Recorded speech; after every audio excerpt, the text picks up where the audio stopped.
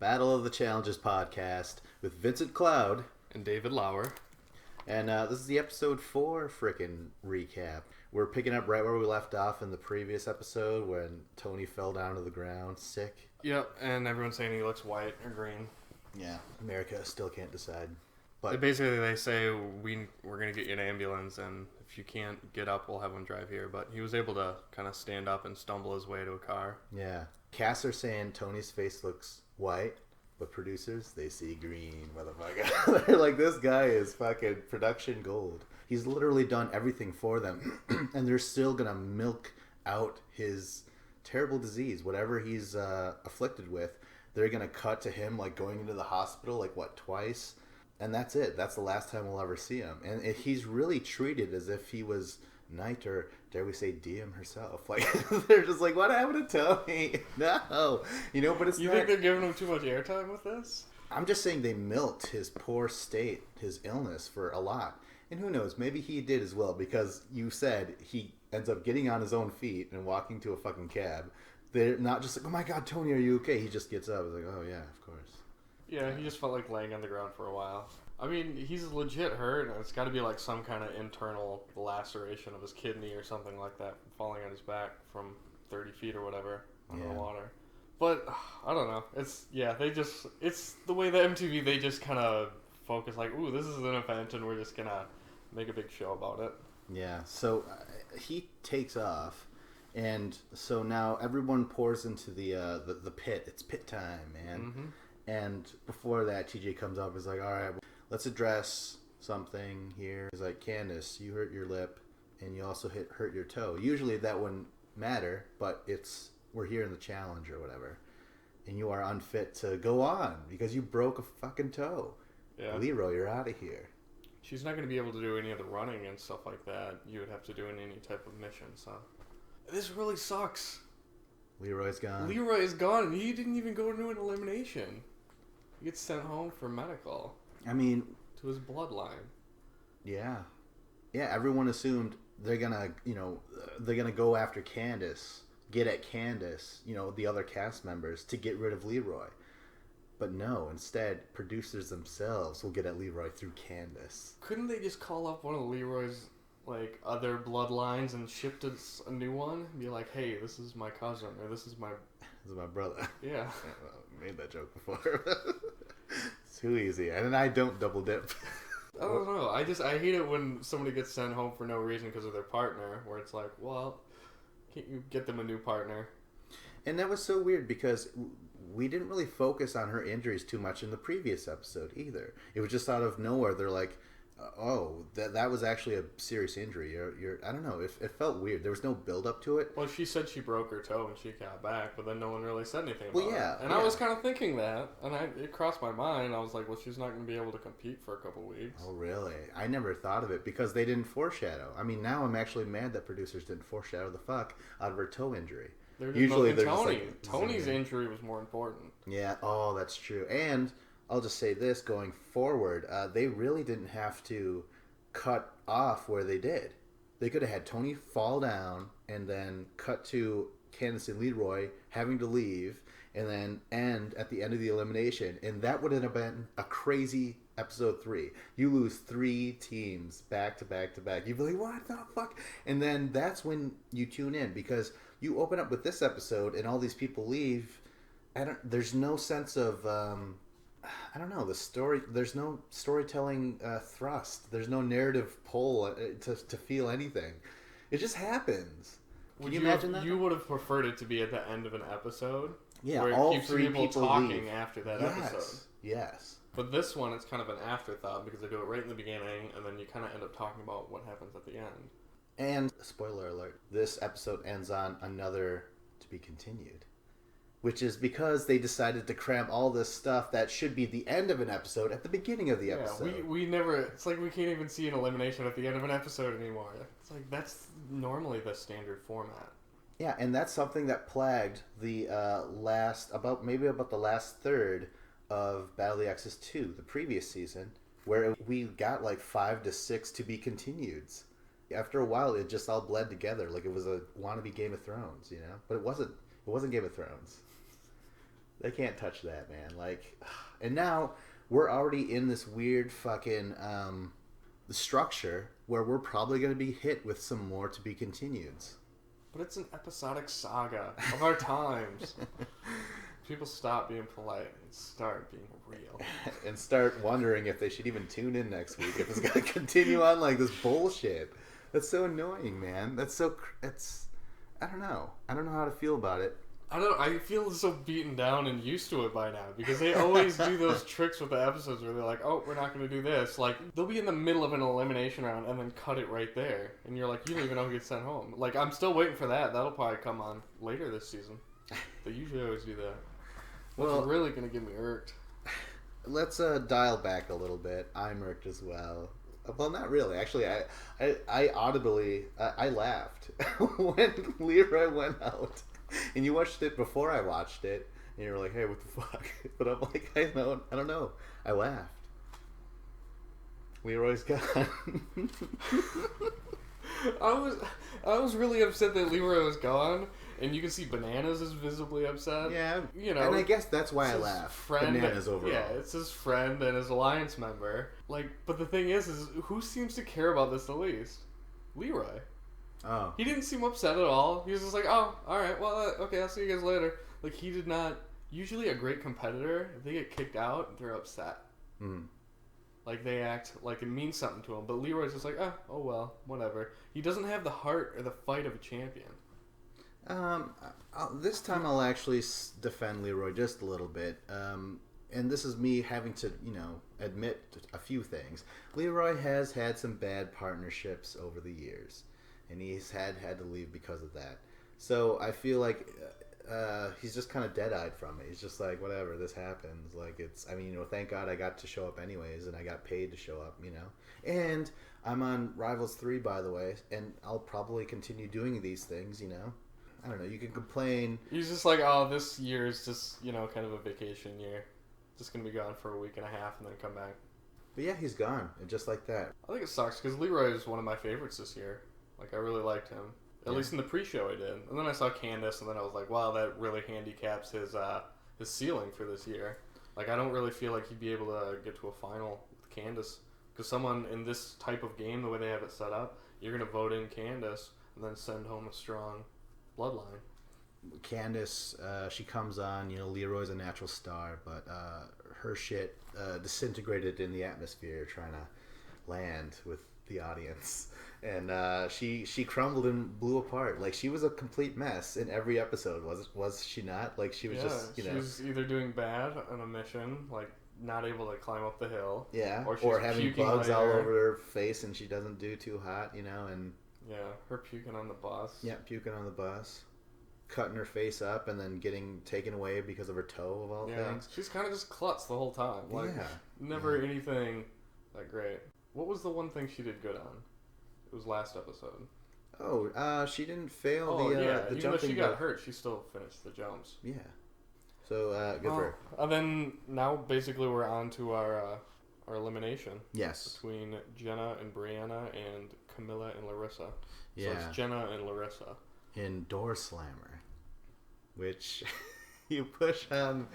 You're on either side of a door, and... we've seen variations of this elimination a lot in Gauntlet 3. Again, there's a lot of Gauntlet 3 rhyming stanzas. Like, it's like poetry. It rhymes. A lot of cues, homages to Gauntlet 3. Callbacks. This is basically a Force Awakens calling back to its own Gauntlet 3, A New Hope. Yeah. Yeah. They're like, we are out of ideas. Like, are you watching the same movie? Yeah. Maybe. Wow, really off track here. What were we saying? Oh, Door Slammer. Yeah, we've seen this before. So, you're pushing on the opposite side of a door, trying to push the other person backwards. It's kind of just like a big test of strength. Obviously, you have to have some good footwork. But, after TJ explains what to do, Jenna, she whispers over to Brianna, and she's like, how much more simpler can you get? And we still don't understand.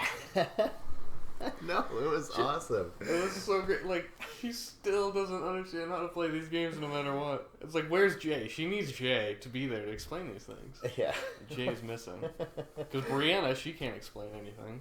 it's cool with this elimination that we're once again there are partners again. You know, like that was part of the spark for some of these teams, how they worked off each other. By splitting them apart, they weren't as interesting or as funny. Now they're back together in elimination round. And I think with these eliminations, aren't they a little more boring when it's one-on-one? I'd prefer it be a team thing. Yeah. Where it was both people on the bloodline fighting. Oh, right. So it's 2-on-2. I feel like that would be more exciting. At least then you're fighting to see if you go home.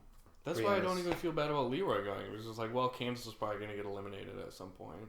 It was so unceremonious the way Leroy left. It honestly should have been at the end of episode 3. Just stack 3 deaths. Yeah, in a row. It should have, at least been Leroy going home. The shocker. Yeah. But then, you can save Tony for the next episode. That's fine. But at least have Leroy's on there. I'm not a big fan of the to be continued. And like the way Game of Thrones ends, where it's just like, holy shit, what's going to happen now? And that's why you tune in. It doesn't end on like, oh my god, is Jon Snow going to die? No, it shows Jon Snow dying, and then you're like, what the fuck happens next episode? You know what I'm saying? Pool of blood. It's like... Didn't realize how much I've just exposed. No, I'm spoiling Game of Thrones. I just happened to pick Jon Snow. It could have been any theoretical character. If you show them dying at the end of the episode, then you watch the next episode. Yeah. You don't show like, oh my god, is he going to die or not? Like, he's not going to die. No one ever ends that way on a cliffhanger. So why end it this way when they're going to go anyways? It's fucking weird. Yeah. So what you're trying to say is Leroy was like Jon Snow. All right, so now it's the basic, it's a very basic elimination. Jenna's there. She wins. She pushes back Larissa. Larissa, she tries a lot, but like I said, and when I predicted in her face, she's soft. Yeah, she doesn't look very athletic. No. And Jenna, she does seem athletic, and she's been doing enough squats, like Anissa was saying, where she's got that thigh power working for her. But she is getting... I feel like she's a stronger competitor this year. This is her second elimination win now, and she seems a lot better. We only saw her in missions last year, not eliminations, but she's improved a lot. Yeah, I mean, she wins round 2. She wins. Larissa has to leave. Camilla, I mean, how much more can she cry or yell, really? Like, I felt kind of disappointed in Camilla's performance overall. The season was kind of just like her... one little freak out because her sister was getting voted in, but she wasn't able to do anything about it, and now she's going home. Yeah, I mean, what separated this outburst from every outburst she has per season was that this wasn't so much alcohol fueled as love fueled. You know what I mean? Yeah. So I guess that's kind of redeeming of it, but I just wish I could have saw something else, let her bring something else to the game a little bit. But she just wasn't here long enough to really do anything. Usually... people on her team would stick up for her, but like Bananas didn't. No. Nobody else, and it wouldn't even matter like numbers game wise. Like she has a weak partner, and the way it's set up, if you can get rid of a strong competitor by voting in a weak teammate, that's what you're gonna do. And that's why I don't like this format. It should be 2-on-2 in these eliminations. It's not that hard. Yeah. Well, Camilla's gone, but I want to say a little Rivals 3 alert. A fan wrote and said, "Hey." Tony's not with Nicole in Rivals 3. It's Tony and Camilla. When did they argue? They argued when Nicole and him argued, and Nani and Larissa. Because at the very beginning, he's like, Larissa, you're short, you're not going to last or anything. And she went to Camilla. She's like, Camilla, tug at the shirt. And Camilla's like, yes. And she said what happened. And rubbing your eye and like tears and shit. And then that's when she came up to Tony, and then that's when Nicole and Nani jumped in like they always fucking do. But anyways, it was rumored to say that Tony and Nicole were Rivals 3 pairs, but now this fan of ours says no, it's Camilla and Tony.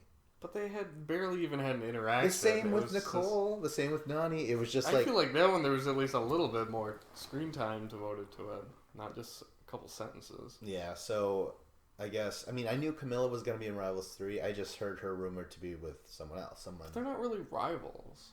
Well, but of course. It's just like one interaction socially. Yeah, but producers like, holy shit, Tony, he's fucking TV gold. Let's cast him immediately. Thank God he got in a fight with some girls. So Rivals 3. It's co-ed Rivals 3 this time. But they couldn't have predicted his injury and him getting sent home. No. But But still, they they still book had him. him like booked like a main eventer from episode 1. Yeah, yeah. So they Trying fucking... it was like he's a rookie, so he might get sent home, but we still want to make use of him. It's like Daniel Bryan just won the belt and then he gets injured, or Seth Rollins. You know what I mean? Yeah. Yeah. So like, oh shit. Well, thank God, we he's up for WrestleMania or SummerSlam or some shit the next year, aka Rivals 3. So I guess what I'm saying is Camilla, she's gone, but she will be back for Rivals 3, whether with Tony or with Wes. Originally, I heard it was with Wes, which actually makes just a little bit more sense. Just a little bit. Camilla with Wes? Yeah. Yeah, I like that. All right, so now, Jenna and Brianna, they return to their teams.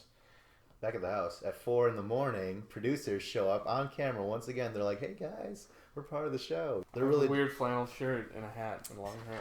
Well, it doesn't matter what they look like. The point is, the producers are sticking their face in the TV. They're getting very TJ Lavin to me, where they're just like, I have opinions. And I'm like, I don't fucking care, you know?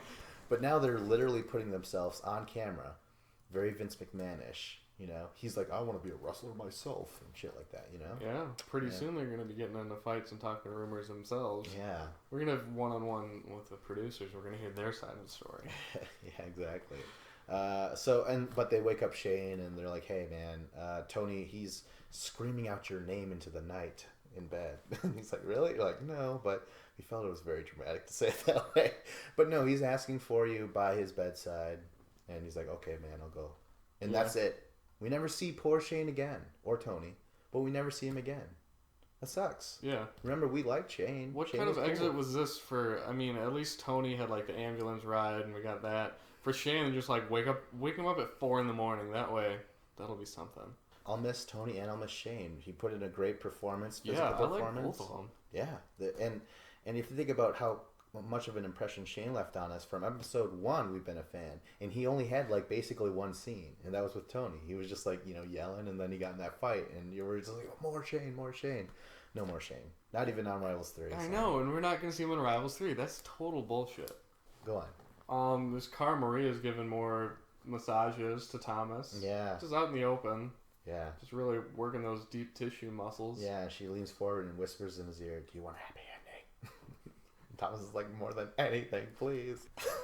It's about right. I mean, if they're doing this out in the open, what are they doing at night? Or when they're in the bathroom randomly? Yeah. And basically, Banana starts talking about, in the house, there's a clear divide. You have the rookies, Corey and Mitch, Dario and Rafi, Thomas and Steven, those 3 teams, all rookie guys. Oh, right. They're one side. And then you have all the vets, which are like Bananas, Nani, Cara Maria, Anissa, Kellyanne. But then you have like Kellyanne, she's flirting with Dario. So it almost kind of puts her on that rookie side, possibly. Which would be 4-on-4. And Kellyanne is, hooking up with Dario. We saw that. No one's really changed up sexual partners so far. They're very monogamous this season, which you got to respect. Not to their girlfriends back home, but, to themselves. I think it's interesting. I like the interviews where there's a clear alliance, and depending on who gets thrown in and who's getting voted in, you can almost pinpoint it and be like, yep, they have no chance. And it kind of sways the game. Yeah. Yeah, that was the improvement of the season so far. The introduction that there are now alliances, clear-cut alliances. Even, it's not just one guy saying, I think, we're against them. The other people are we're clearly against those other guys, So that's really cool. I like that. We got to talk about all this hooking up, though. Okay. There's because, I don't know, they're like, Anissa, tell us about your relationship with Corey. And she's like, oh, I don't want to, but I will. But the producers are just talking in this scene, just asking her questions outright, totally breaking the fourth wall again. Yeah. This really annoyed me, because normally they just let the person talk.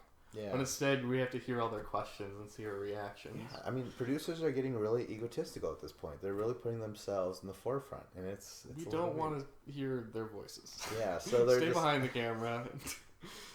They're like, you and Corey will go blah, blah, blah. So anyways, then we have this really fucking weird scene, although it's nice or whatever. I'm sure people enjoyed it. Kellyanne and Anissa, these 2 old vet women who are getting pounded by young bucks.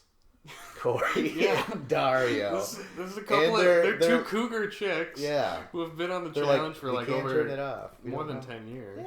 Yeah. They're just like, whew. I had to take a break. And me too. So let's talk about. Let's just talk about how fun it is to randomly come on a show for MTV and bang random dudes. What was I getting? Okay, so anyways, this whole Anissa has a relationship does not end. They show a lot of stuff between Anissa and Corey. There's just how much they like each other and how much they both really get along and how they're just everything's I think it's so mostly good. Anissa. Yeah, it is mostly Anissa. I thought. But they're just trying to show how good they get along, and then they cut to Corey and Rihanna. Yeah. Mitch and Rihanna. Oh yeah, Mitch and Rihanna. Yeah. Talking to each other, and then they kind of just inserted themselves in the situation, and they go and they talk to. Well, I don't even remember what was said. Did she say that Anissa doesn't have a boyfriend or something like that, or does or something? Saying Anissa doesn't have a boyfriend, but Corey does. Yeah, Corey does have someone at home. So, I mean, Mitch knew that, but he now he gets upset. I guess maybe he didn't know about Anissa with Corey, because Mitch goes directly to Corey and he's like, "Hey, like, we can't be messing around with them and stuff. Like they might be hooking up with us right now, but as soon as we're gone, they're gonna go in bed with bananas or something like that." And he's like, "What? Like that?" She gets really pissed like off. none of that stuff made any sense. Like, I think Mitch was just trying to say, "Hey, like they're probably using us. You know, like what do they want from us, Corey?" And Mitch is so young, Corey doesn't know. He's like, you know, maybe he's trying to say, "Relax, dude." but like, if anything, it's going to help them out because if he has a good relationship with Anissa can have his back as well. Well, yeah, I mean, it's just I'm saying Mitch doesn't know. He's really upset. Plus, I mean, Corey does have a relationship, so I guess that's what he's mostly mad about. That he's willing to throw this away for a possible alliance with Anissa of all people. It's just a little. But Corey is all too certain that when he goes back, his girlfriend isn't even gonna mind that she was cheated on. She'll take him back. Like he's sure of this. Like he doesn't seem like, oh, I've hurt the person at home. He's like, no, I'm still going back to that girl. Yeah, and so it's almost like he has an agreement that he's gonna go on the show and the girlfriend's not gonna care. I highly doubt that. Well. Meanwhile, Rihanna has dragged Anissa to the corner just to listen to this whole conversation. And Corey's like, "Don't worry, Mitch. Fuck these hoes. I'm only in it for the money, son," and shit like that. And Mitch is like, yeah, man, yeah. Welcome back, man.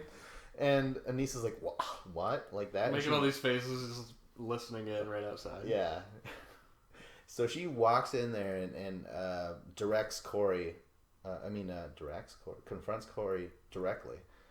And he's like, "What? It doesn't. What did you think any of this mattered?" Basically, that's what he's trying to say. And Anissa's like, "Well, like I'm already just like, oh, Anissa." He's just like, "I want to go to bed. Just leave me alone." Yeah. He's like, "I want to snooze, bitch. You want to help? Do you want to help me get sleepy? No, gotta get up." No. You're not in the mood right now. She's like, "Not now. Not that you said that to your little bro, Mitch." You know? So, I don't know. It was kind of funny. I like how the producer's like, tell us what you think. And then immediately cut to Corey breaking her heart, you know? Mm-hmm. Yeah. And Anissa yells out, like, "Everything shows in this house. You're not safe." Oh, yeah. And then she storms off. Yeah, in this game or in life. Yeah. She's like, "I don't mean in this game. I mean in life." Oh, my God.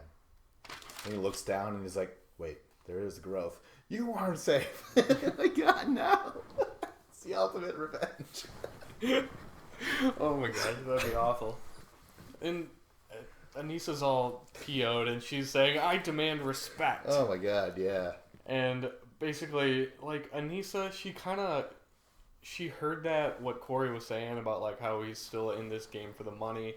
And he's still focused on the game. And that Anissa is just something he's doing for fun. Yeah. And Anissa, she doesn't like this, you know? Yeah. So Anissa does what she always does.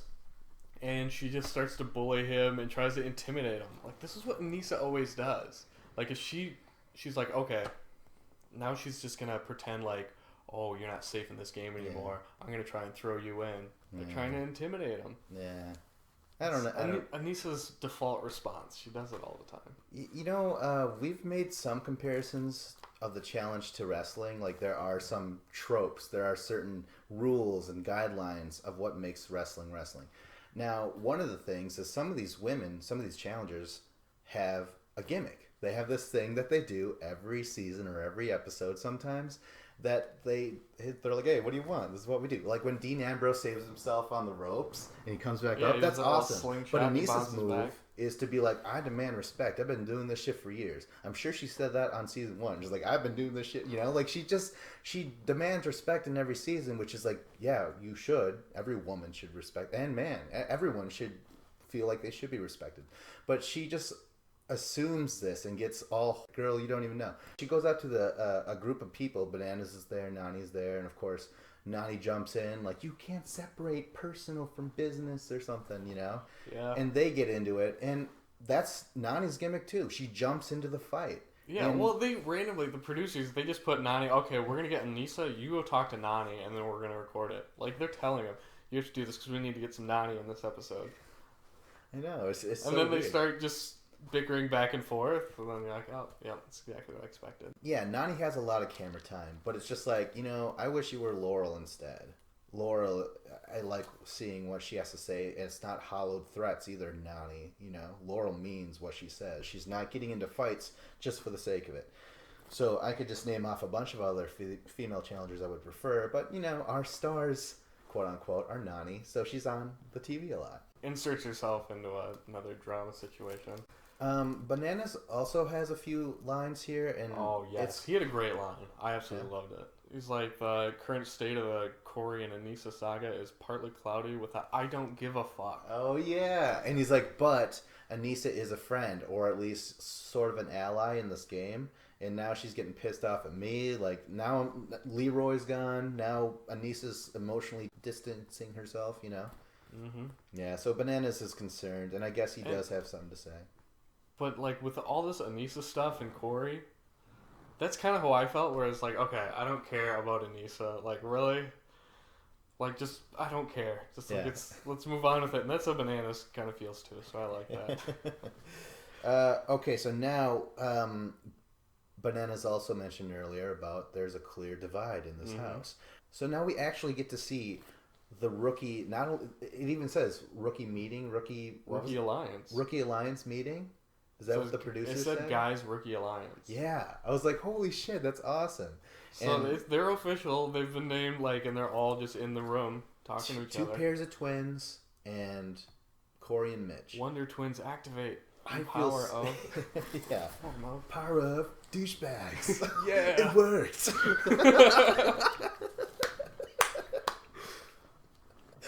All right. Good job, Daria Rafi. Thomas, Steven, you guys do it. All right, Power Twins, what's the thing? Activate. Form of tool bags. It works. Bearded tool bags. Bearded tool bags. Corey Mitch, activate. Form of... I'm a really shitty boyfriend. Yeah. I'm concerned for him.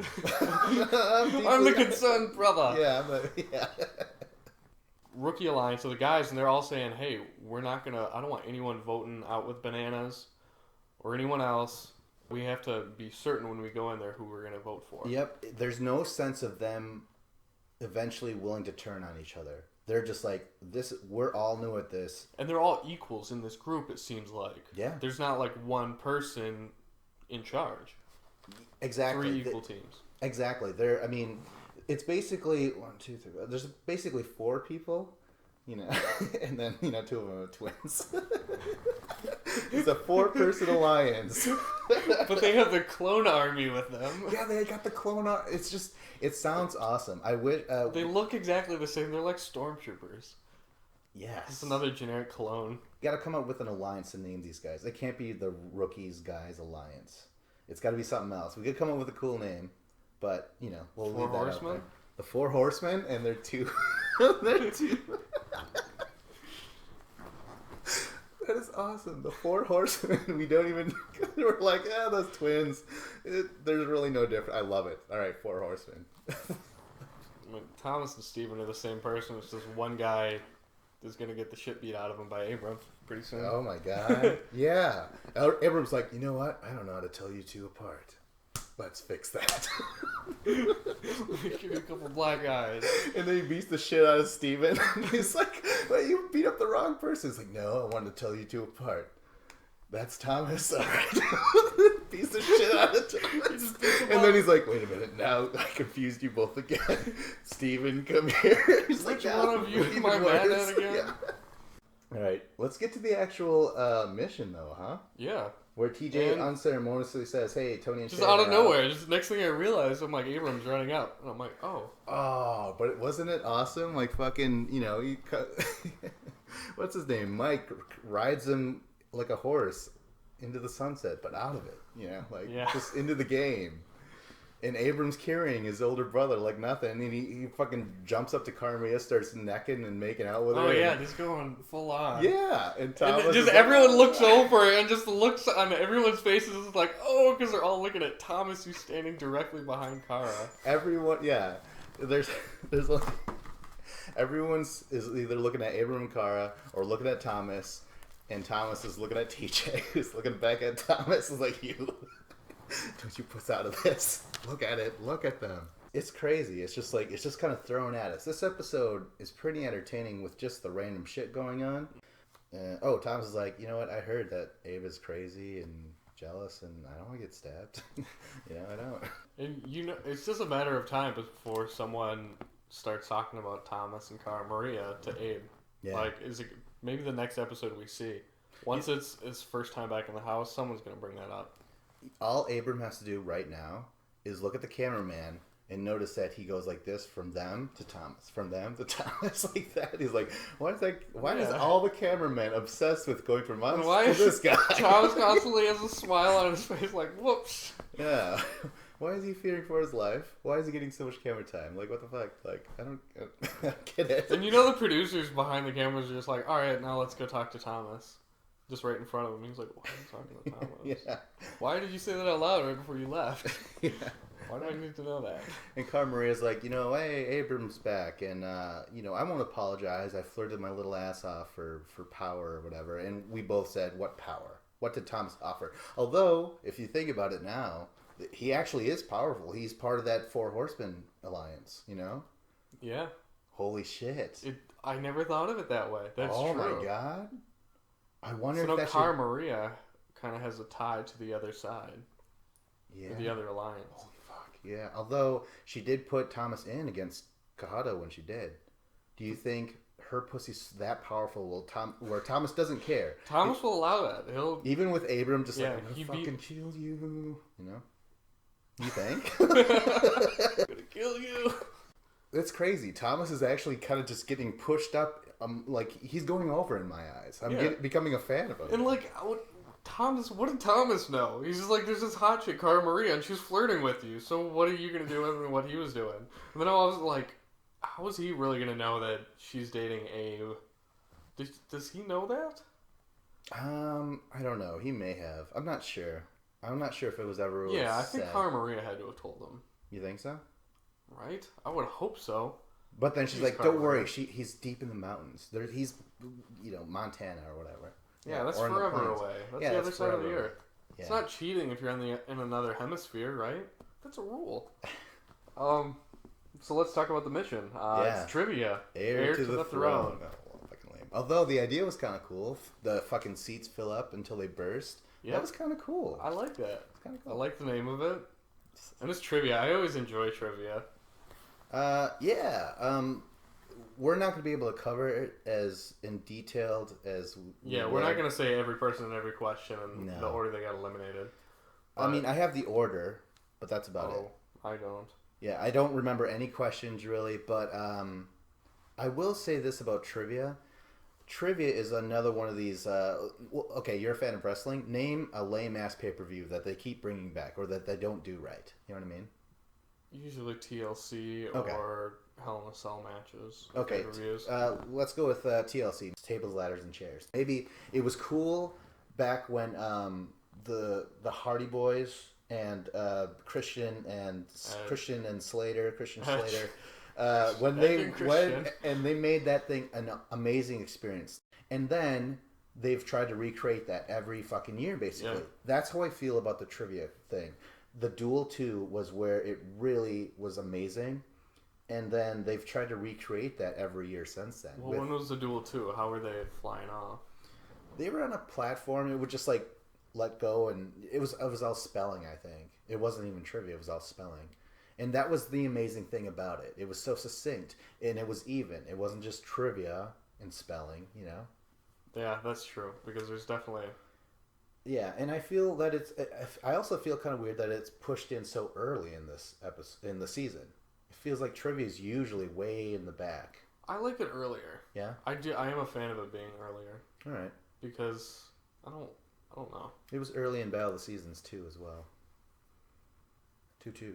Oh yeah, I love that trivia. That was my favorite trivia. The producers just went over the top with. TJ was great in it. Let's talk about this trivia thing. So they're two teams. They split up and then they have to pick sides, or they're picking what they're gonna do. If they're gonna be answering questions, or if you're gonna be in the tube. Right. And Anissa, she immediately says to her team, "Hey, we're gonna do it this way." Jenna, you're gonna be answering questions. And like everyone's like, why? Or at least, I mean, as a fan, I was like, why? Yeah. Like, what? Even Jenna thought that. Like, do you want us to lose? Yeah. So right away, we kind of felt that was Anissa saying, make someone else look bad so that I won't look to be the one that actually did something wrong. Anissa didn't want to have anything to do with it. She was kind of a coward and backed down from this challenge. She's like, I don't want to do trivia. Jenna, I'm going to make you do it, and then hopefully you screw up and it'll make me not look bad, but make you look bad. Yeah, if she's a vet and if she does demand respect, well, earn it. Fucking go on this trivia mission and do something. Bananas was up there. He was answering questions. Yeah, exactly. Oh, shit. Yeah, you're right. Not very successfully, but... We'll just go in the order that they dropped off. We'll go really quick. First one to drop off is Mitch and Rafi. That sucked. I don't know what else to add. They all did pretty good, but eventually they all got 2 wrong. What's next? I don't know. I don't want to go through all these lines, all these people. Well, we can just talk about what they kind of end up with at the end. Is you have Nicole, Thomas, Anthony, and Nicole. Jamie, or who was it? No, okay, Jamie. Jamie and Mike on the red team, and then on the blue team is Nicole and Brianna, and they ended up doing really good. Like Nicole, well, I mean, she wins the whole thing. Let's just spoil it now. I don't know. Yeah. It's hard to cover this trivia mission, but yeah, she wins. Behind those eyebrows is a brain. Well, yeah, Bananas was saying that about her makeup. She's just a bunch of makeup, eyelashes, and fake hair. Fake eyelashes, fake hair. She did good. She answered everything well, but I feel like she didn't really get any spelling questions. So those are the hard ones to me, are the spelling. Yeah. And a lot of people got stuff wrong on spelling. I guess a few things I could say is I found peculiar at first that Cara Maria was doing the trivia while Abram sat in the chair. However, when I thought about it, I'm like, you know what? I bet Abram predicted that it was going to be nothing but a bunch of pop culture questions, which he won't know anything about. Ooh. And that's what it was. A lot of this was pop culture. There were some very demanding questions out there, and there were some spelling words, but for a little bit of geography. Yeah, but a lot of it was pop culture. This leaves on a cliffhanger, like we said before. It's just like, hey, red team won, so now blue team's going to have to go, and it's a guy's mission. Up for elimination is Mike, Jamie. Who the fuck is Mike? That's Abe's. Oh, right, yeah. All right. Who's Mike? All right, so anyways, Mike, Jamie, his brother Mike, Mitch, and Rafi, and Vince, and Steven. Well, that was the end of the episode. I don't know what else to add to it. I think that's it. Is that it? I mean, I wish they would have shown us who at least got voted in or something. Yeah, it just ends with Bananas or saying, at least like, I got a couple lines of, who they're thinking of throw in. Like, at least narrow it down to, 2 teams possibly getting voted in. Yeah, it was disappointing at the end, because it's like, oh, come on. But this episode we've seen, they did a lot of good stuff, but they paced it weird, so that way the ending was a letdown. But everything that happened in the beginning of the episode was great. And in the middle, it was great. Like, subscribe, comment if you want. If you want to tell us more things that we got wrong about either this episode or future Rivals 3, go right ahead. Check out our channel, We've got other seasons that we recorded, which I feel like you could just listen to them. You don't even have to watch the episode. We paint a picture Theater of the mind. Yes. Yeah. It's very abstract art, but it's art nonetheless. Yeah. We have our artistic integrity. It won't be compromised. Well, we might if we decide to do that public access thing. We'll have to see how that goes. That means we're going to have to edit ourselves. It's going to suck. Actually think about what we're going to say. Can't say the F word? Can we bleep it out like MTV style? I mean, like, Fräulein? yeah, we just need to beep it out.